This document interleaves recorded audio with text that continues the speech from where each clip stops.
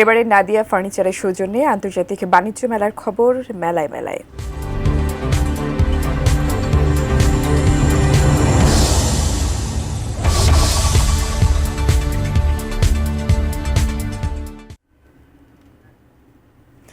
শীতের দাপটে শুরুতে কিছুটা ক্রেতা দর্শনার্থীর খরা থাকলেও ধীরে ধীরে জমে উঠতে শুরু করেছে ঢাকা আন্তর্জাতিক বাণিজ্য মেলা। মেলা উদ্বোধনের পর সপ্তাহের প্রথম ছুটির দিন হওয়ায় আগের কয়েকদিনের তুলনায় বেড়েছে দর্শনার্থী ও ক্রেতা সমাগম। এতে স্বস্তি ফিরতে শুরু করেছে বিক্রেতাদের মুখেও। নারায়ণগঞ্জ প্রতিনিধি হাসান মজুমদার বাবলুর পাঠানো তথ্য ছবিতে ডেস্ক রিপোর্ট। রাজধানীর পূর্বাঞ্চলে বসেছে ঢাকা আন্তর্জাতিক বাণিজ্য মেলার ৩০তম আসর।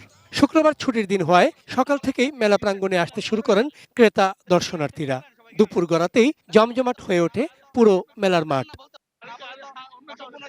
মেলায় প্রবেশের পর বরাবরের মতো প্রিয়জন ও পরিবারের সদস্যদের নিয়ে পানির ফোয়ারার আশেপাশে ছবি তোলা ও সেলফিতে ব্যস্ত সময় কাটাতে দেখা যায় দর্শনার্থীদের। পাশাপাশি প্রয়োজনীয় ও পছন্দের পণ্য কিনতে ভিড় জমে বিভিন্ন স্টল ও প্যাভিলিয়নে। আমি দেশের বাইরে থাকি, মালয়েশিয়ায়।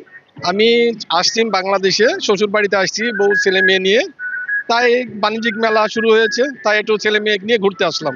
ইরানি একটা স্টল ঘুরলাম, বাচ্চার জন্য একটা গাড়ি কিনলাম, তো আমার ভীষণ ভালো লাগছে। সবাই মিলে আসছি বাচ্চাদের আনন্দ দেওয়ার জন্য। আজকে একটু ক্রাউড বেশি হলেও মেলার মজাটাই ক্রাউডের মধ্যে, ফাঁকা থাকলে তো মজা লাগে না। ক্রেতা দর্শনার্থীর সংখ্যা বাড়ায় স্বস্তি ফিরেছে ব্যবসায়ীদের মধ্যেও। তারা বলছেন ছুটির দিনগুলোতে স্বাভাবিকভাবেই মেলায় ভিড় বাড়ে, সেই সঙ্গে বেচা বিক্রিও তুলনামূলক ভালো হয়। কিছুদিন গেছে যে কাস্টমার ছিল না, আজকে যেরকম ক্রেতা দেখা যাচ্ছে, সামনে আলহামদুলিল্লাহ আরো ভালো হবে। আজকে শুক্রবার ছুটির দিন, আজকে অনেক কাস্টমার আছে মাঠে, তো যতদিন যাইবো ইনশাল্লাহ ভালো হবে। মেলা আরো আকর্ষণীয় করে তুলতে এবং দর্শনার্থীদের আগ্রহ বাড়াতে সার্বক্ষণিক নিরাপত্তা সহ নানা উদ্যোগ নিয়েছে কর্তৃপক্ষ।